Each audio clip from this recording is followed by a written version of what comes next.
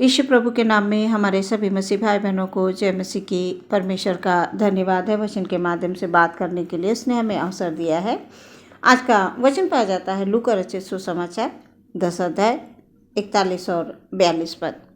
यहाँ पर इस प्रकार से लिखा हुआ है, प्रभु ने उसे उत्तर दिया, मार्था हे मार्था, तू बहुत बातों के लिए चिंता करती और घबराती है, परंतु एक बात आवश्यक है और उस उत्तम भाग को मरियम ने चुन लिया है जो उससे छीना ना जाएगा। सुंदर वचन के लिए परमेश्वर का धन्यवाद। मार्था और मरियम की कहानी है प्रियो, आप कई बार सुन चुके होंगे, लेकिन परमेश्वर ने आपको एक बार फिर से अवसर दिया है कि आप प्रभु के वचनों को ध्यानपूर्वक सुने। वचन के अनुसार प्रभु यीशु मसीह एक गांव में गए। वहां पर मार्था नामक एक स्त्री ने प्रभु यीशु मसीह को अपने घर बुलाया। वहाँ पर मार्था की दूसरी बहन मरियम भी थी। मार्था ने यीशु को अपने घर बुलाया तो वो यीशु के सेवा सत्कार में जुट गई। हम लोग भी प्रियो भली भांति से इस बात को जानते हैं कि जब खास मेहमानों को बुलाया जाता है तो बड़ी ही खास तरह की तैयारियां करनी होती हैं। जब हम अपने घर में किसी को बुलाते हैं तो हम अच्छे से अच्छी तैयारी करते हैं। इसी प्रकार मार्था ने भी प्रभु यीशु मसीह को अपने घर बुलाया और प्रभु के स्वागत के लिए वो तमाम तरह की तैयारियां करने लगी। घर के बहुत सारी कामों के लिए वो इंतज़ाम करने लगी, दौड़ने लगी, भागने लगी, सब दौड़ दौड़ कर वो तमाम कामों को करने लगी। प्रियो, उसकी बहन जो मरियम थी प्रभु यीशु के चरणों में बैठकर उनके वचनों पर ध्यान करने लगी। वो वचनों को ध्यानपूर्वक सुनने लगी। अब मार्था बहुत सारे कामों को करते करते थक गई। वो परेशान होने लगी क्योंकि वो अकेले काम कर रही थी। उसे मन में ये विचार आया कि मैंने प्रभु को अपने घर में बुलाया है और मैं उनके स्वागत के लिए बहुत सारी तैयारियां भी कर रही हूँ। मुझे प्रभु के लिए बहुत सारा काम को करना है और करना भी चाहिए क्योंकि उसने प्रभु को बुलाया था अपने घर में। अब मार्था मेरे साथ हाथ नहीं बटा रही है। वो इस बात को सोचकर मन में चिड़चिड़ाने भी लगी होगी। अब ये सोचकर वो प्रभु के पास आई कि मैं जा रही हूँ, प्रभु से कहूँगी। मार्था प्रभु यीशु से कहती है, हे प्रभु, क्या तुझे कुछ भी चिंता नहीं? हमारा परमेश्वर चिंता करने वाला परमेश्वर है, वो सब जानता है। वो कहती है, आप इससे कह दीजिए कि मेरी ये सहायता करे। यीशु ने उत्तर देते हुए ये कहा, मार्था, हे मार्था, तू बहुत बातों के लिए चिंता करती है, तू घबराती है, परंतु एक बात आवश्यक है। मरियम ने वो भाग चुन लिया है, यानी उत्तम भाग चुन लिया है जो उससे छीना नहीं जाएगा। उससे वो भाग कोई छीन ही नहीं सकता। जो वचन उसने सुने हैं, जो वचन वो सुन रही है, वचनों को सुनकर ग्रहण कर रही है, उस पर ध्यान कर रही है, उसे संसार का कोई भी व्यक्ति छीन नहीं सकता। कोई भी शैतान की ताकत उससे छीन नहीं सकती। इस प्रकार से प्रभु यीशु मसीह मार्था से कहते हैं, तू व्यर्थ बातों को लेकर चिंता कर रही है। प्रिय, यह बाइबल की सच्ची कहानी है जिन्हें आज हम पढ़ रहे हैं। यीशु प्रभु गांव गांव, नगर नगर जाकर लोगों के बीच में रहकर प्रियो अद्भुत अद्भुत काम करते थे। बहुत सी शिक्षाएं देते थे।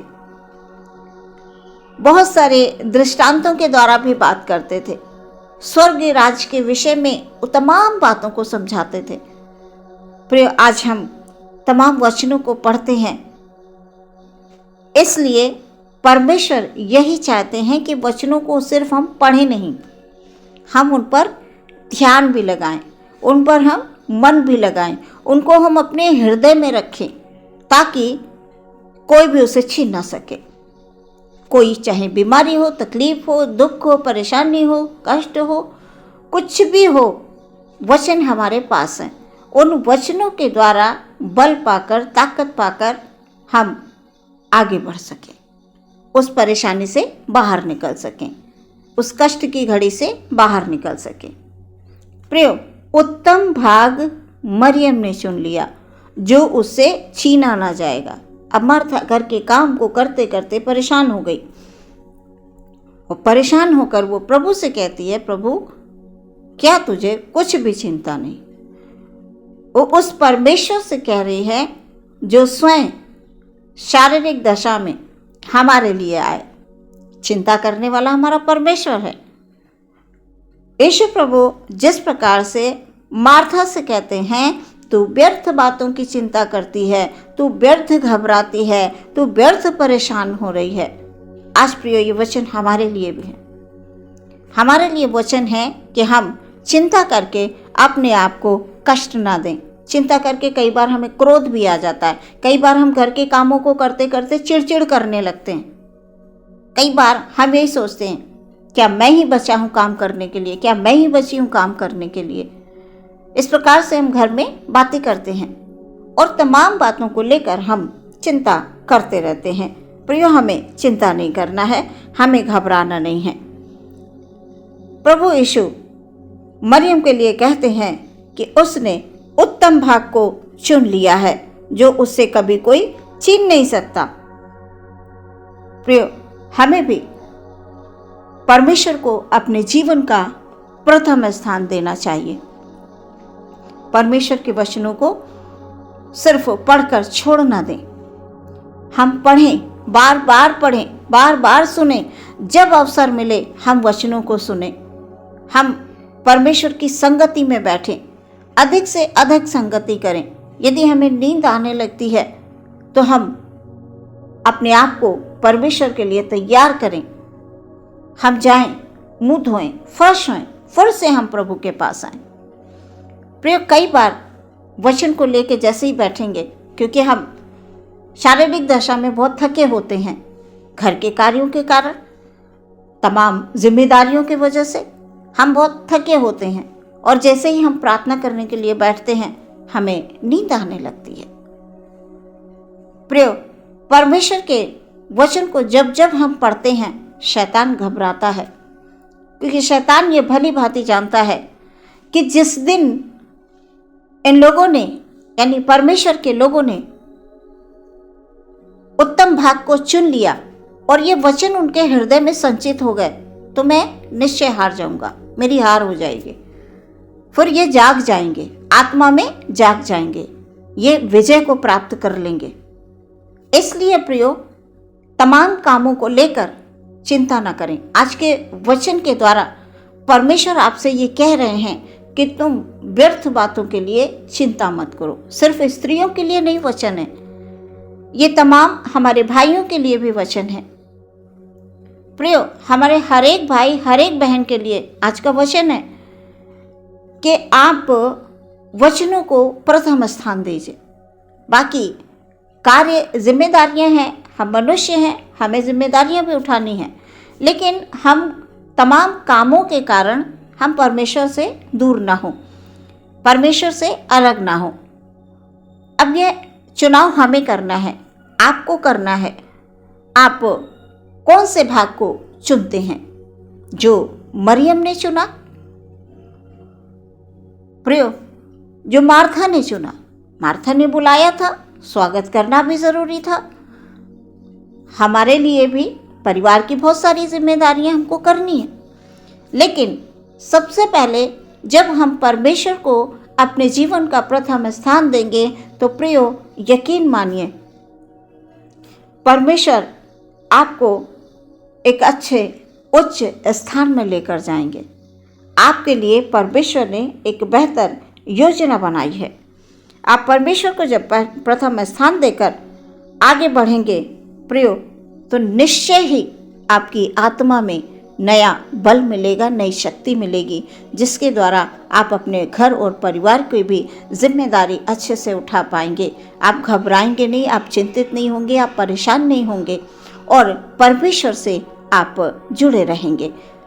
परमेश्वर से जब आप जुड़े रहेंगे प्रियो, तो आपके जीवन की तमाम चिंताओं को वो दूर कर देगा। जो भी चिंता है वो दूर करेगा। कोई भी कष्ट है, कोई भी परेशानी है, परमेश्वर के नाम से सब दूर होंगे। हमारे यीशु का नाम धन्य है। जिसने भी यीशु में विश्वास किया, जिसने भी यीशु में अपने जीवन के पहले स्थान को दिया, वो कभी भी निराश नहीं हुआ। तमाम वचनों को पढ़कर परमेश्वर आपको बहुत सारी आशीषों की ओर ले जाए। आमीन। हम प्रार्थना में जाएंगे। धन्यवाद धन्यवाद धन्यवाद परम पवित्र सर्वसामर्थी परमेश्वर, आपको धन्यवाद देते हैं आज के वचन के लिए। खुदाबंद, वचन के द्वारा परमेश्वर आप हमसे बात करते हैं, अपने भाई बहनों को आपके हाथों में समर्पित करते हैं। पिता परमेश्वर, जीवन के हालेलुया हम उत्तम भाग को चुने परमेश्वर, जो हमसे कभी छीना नहीं जाएगा, और वो उत्तम भाग परमेश्वर का वचन है। Hallelujah hallelujah. परमेश्वर के वचनों में हमारे भाई बहन सर्वदा बने रहें। Hallelujah hallelujah hallelujah. उनके जीवन की तमाम चिंताएं, तमाम परेशानियां, तमाम तकलीफें हालेलुया यीशु मसीह के नाम से दूर होने के लिए हम प्रार्थना करते हैं। जैसे यीशु ने कहा, हे मार्था, तू व्यर्थ बातों के लिए चिंतित होती है, व्यर्थ बातों के लिए घबराती है। हालेलुया। प्रभु, सच में मेरे खुदावन, हम घबराएं नहीं, हम चिंतित ना हो, परेशान ना हो, क्योंकि परमेश्वर हम इन बातों को, चिंताओं को करके हम जानते हैं कि हम कुछ नहीं कर सकते हैं। इसलिए पिता परमेश्वर, हालेलुया, हम अपने सभी भाई बहनों के जीवन के लिए शांति मांगते हैं खुदाबंद। Hallelujah hallelujah. आपके हर एक वचन के द्वारा उनके जीवनों में परमेश्वर पिता, हालेलुया हालेलुया हालेलुया, तमाम चिंताएं दूर हों, तमाम कष्ट दूर हों, तमाम बीमारी जिनसे आज हमारे भाई बहन बहुत परेशान हो चुके हैं। बहुत से लोग हैं खुदाबंद जो तमाम तरह की बातों को लेकर दुखी होते हैं। प्रभु, उनके हर दुख को यीशु के नाम में दूर होने के लिए हम प्रार्थना करते हैं। आदर महिमा आपको देते हैं। प्रार्थना यीशु के नाम से मांगते हैं, सुने ग्रहण करें पिता। आमीन।